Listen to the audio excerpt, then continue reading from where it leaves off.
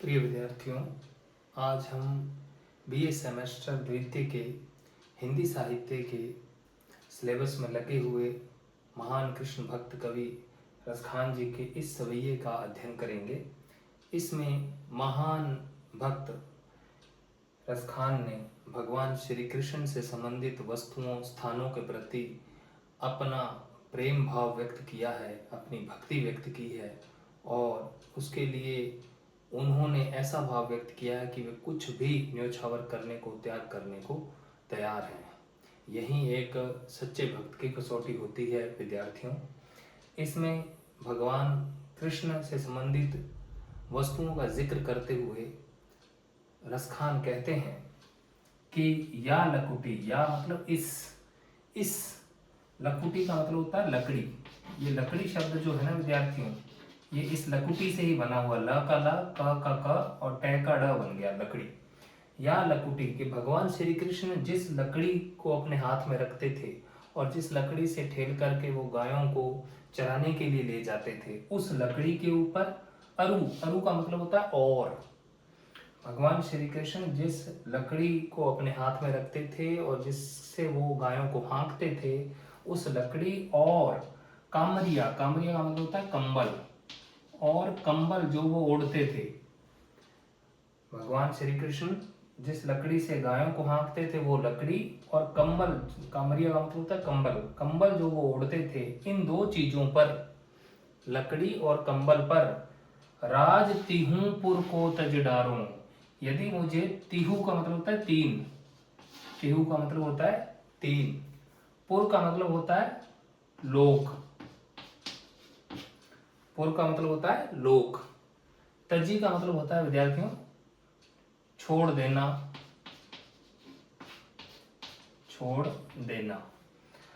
रसखान कहते हैं कि भगवान की लकड़ी और कंबल के ऊपर, जो कंबल वो ओढ़ते थे और जो लकड़ी उनके हाथ में होती थी, इन दो वस्तुओं के ऊपर मुझे यदि तीन लोकों का, तीन लोक हैं, इन तीनों लोकों का यदि राज्य भी मिल जाए, तीन लोकों का, तिहुपुर, तीन लोकों का राज यानी राज्य भी मिल जाए, तो भी मैं उसको तज डालूं, उसे छोड़ दूं, उसे त्याग दूं। अर्थात भगवान की लकड़ी और भगवान की कंबल जो है वो भक्त रसखान को इतनी प्रिय है, उसके लिए वो तीनों लोकों का राज्य भी त्यागने के लिए तैयार है।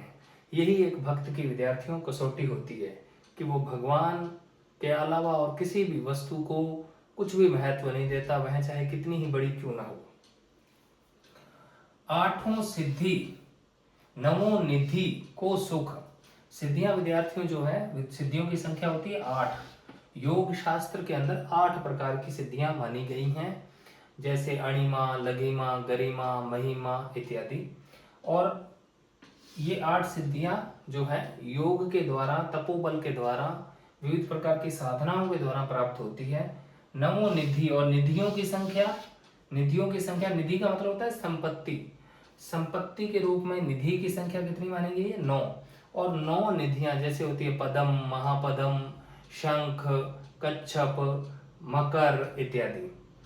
तो 8 सिद्धियों और 9 निधियों के सुख को, क्योंकि निधियां तो संपत्ति होती हैं तो वो वैसे सुखी करती हैं, और सिद्धियां जो है वो ऐसी होती हैं कि जो आप, उससे आप मनोवांछित कार्य कर सकते हैं। तो रसखान कहते हैं कि मुझे यदि 8 सिद्धियां प्राप्त हो जाएं और 9 निधियां प्राप्त हो जाएं, 8 सिद्धियां और 9 निधियां यदि प्राप्त हो जाएं और इनसे जो भी सुख मुझे प्राप्त हो सकता है वो मिल जाए, तो भी मैं इन 8 सिद्धियों और 9 निधियों से प्राप्त होने वाले सुख को कैसे भूल सकता हूं। कहते हैं नंद की गाय चराई विसारो, जो नंद बाबा हैं श्री कृष्ण के पिता, उनकी जो गाय है उसको चरा करके, विसारो का मतलब होता है भूल जाना, विसारो का मतलब है भूल जाना। कहते हैं कि मुझे यदि 8 सिद्धियां और 9 निधियां मिल जाए और उनसे अकूत सुख की प्राप्ति हो, तो भी मैं उस सुख को नंद बाबा की गाय चरा करके भुला दूंगा। अर्थात नंद बाबा की गाय चराने में जो मुझे सुकून मिलेगा, सुख मिलेगा, वो 8 सिद्धियों और 9 निधियों में प्राप्त होने वाला नहीं है। ए रस खान जबे इन नैनन ते, नैनन का मतलब होता है आंखों से, आंखों से। कहते हैं कि ए रस खान, स्वयं को संबोधित करते हुए कहते हैं कि रसखान कहते हैं कि जब मैं इन आंखों से ब्रज क्षेत्र के वन, बाग और तड़ाग का मतलब होता है सरोवर। तड़ाग का अर्थ क्या होता है विद्यार्थियों? तड़ाग का अर्थ होता है सरोवर, जलाशय, तालाब इत्यादि। कि जब मैं अपने इन नेत्रों से ब्रज क्षेत्र के वन, बाग और सरोवरों को निहारों का मतलब होता है देखता हूँ तो मुझे बड़ी प्रसन्नता होती है। कहते हैं इन नेत्रों से जब मैं ब्रज के वन, बाग, तड़ाग देखता हूँ तो मुझे बड़ी प्रसन्नता होती है, बहुत खुशी और आह्लाद की अनुभूति होती है। कोटिक, कोटिक का मतलब होता है करोड़ों। कोटिक का मतलब विद्यार्थियों याद रखना करोड़ों। कलधोत का मतलब होता है सोना चांदी, या सोना भी कर सकते हो आप, सोना ही कर लो वही ठीक है, क्योंकि कलधोत का मुख्य अर्थ सोना ही होता है। वो बात अलग है कि हम इसका अर्थ चांदी भी कर सकते हैं, लेकिन आप सोना ही करें यहाँ पर इसका अर्थ। कोटिक ये कलधोत के धाम, धाम का मतलब होता है घर, धाम का अर्थ होता है घर। कहते हैं कि करोड़ों जो ये सोने के घर हैं, यदि मुझे करोड़ों सोने से भरे हुए घर मिल जाएं, करोड़ों सोने से भरे हुए घर मिल जाएं, तो भी मैं करीर के कुंजन ऊपर वारों, तो मैं उन सोने से भरे हुए करोड़ों घरों को, ब्रज के जो करीर के दरख्त हैं, कांटे वाले कैर के दरख्त होते हैं, जो कांटे वाले करीर के जो दरख्त हैं, उनके कुंजों के ऊपर मैं इसको वार सकता हूँ, न्यौछावर कर सकता हूँ, क्योंकि वो जो ब्रज क्षेत्र के करीर हैं वो श्री कृष्ण से संबंधित हैं। इसलिए इन करीर के सुंदर सुंदर झुरमुटों के ऊपर, कुंजन का मतलब होता है दरख्तों का झुरमुट जो होता है उसको कुंजन बोलते हैं। बहुत सारे दरख्त एक जगह पर होते हैं जिससे उनकी छाया भी होती है और वो बड़ा ही खूबसूरत और रमणीय क्षेत्र लगता है। तो वो कहते हैं कि ब्रज क्षेत्र के अंदर जो करीर के दरख्त हैं कांटेदार, और उनका जो बहुत सारा झुरमुट है जहाँ श्री कृष्ण ने क्रीड़ाएं की हैं, उन करीर के कुंजों के ऊपर मैं इन करोड़ों सोनों से भरे हुए घरों को वार सकता हूँ, यानी न्यौछावर कर सकता हूँ, इनको छोड़ सकता हूँ। ये मुझे करीर के कुंजों से ज़्यादा प्रिय नहीं है। कहने का भाव यह है कि भौतिक सुख सुविधाएं, भौतिक संपत्ति जो है, भगवान की वस्तुओं, भगवान से जुड़े हुए स्थानों, भगवान से जुड़े हुए पशु पक्षियों से ज़्यादा महत्व नहीं रखते। एक भक्त की जो एक मर्यादा होती है, कसौटी होती है, अर्थात वो भक्त के भगवान के आगे भक्त जो है किसी भी चीज़ को गिनता नहीं है। वही भाव यहाँ महान भक्त रसखान ने व्यक्त किया है।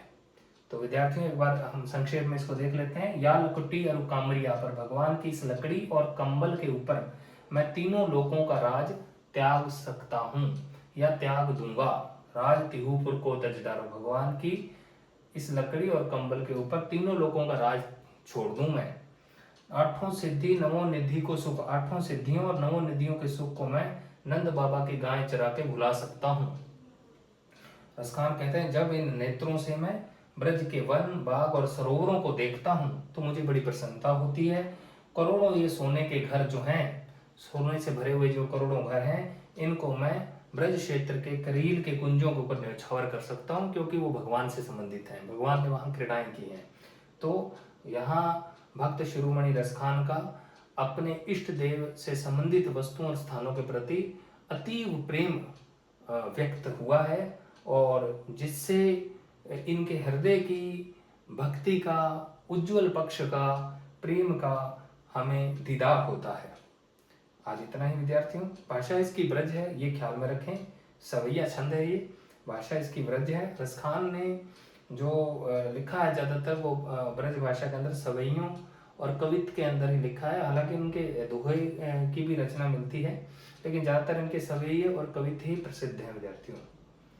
आज इतना ही।